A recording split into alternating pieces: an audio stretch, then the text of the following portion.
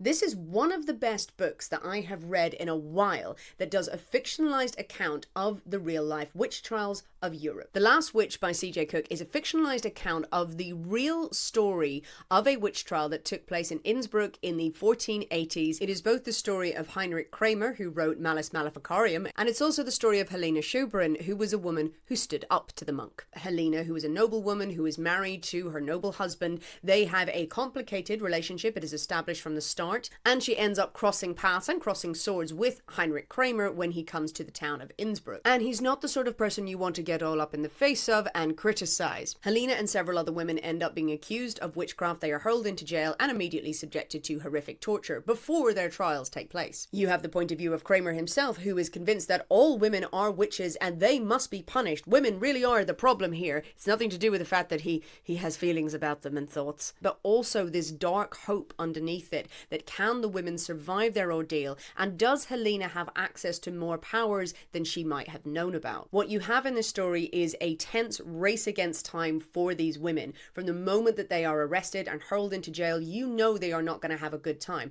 The book even opens with another witch trial, the culmination of it, with a woman and her young daughter being sent to burn at the stake. You have people who are fighting for the women and trying to get them free, but also people being swayed constantly in this huge wave of what happened at the time during the witch trials. People believing that women were witches and better to accuse them than have the finger of suspicion pointed against you. But don't let me make out that this book is relentlessly bleak. It is entertaining. The historical detail in there is incredibly immersive. You are swept along with this tale, and yes, you will feel tense and you will feel worried, but there are real moments of light and shade in there that I very much appreciated. I had a couple of minor notes, and really they would be spoilers if I revealed them. It's down to my personal preference, and my personal preference in regards to fictional accounts of the witch trials, which I have read a lot about, and yeah, they are very difficult to get right, but C J Cooke, this is one of the best ones that I have read. Given that I purposefully started my November very slow, not wanting to rush into any books and giving myself a break after October,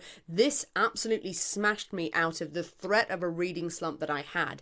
A very entertaining book, an interesting book for anyone who does know about the witch trials, and I'd love to know people's perspective on it, and I'm very glad to see this period of history represented in fiction. A great book about witchcraft, about witch trials, and you will need a strong stomach for some of it.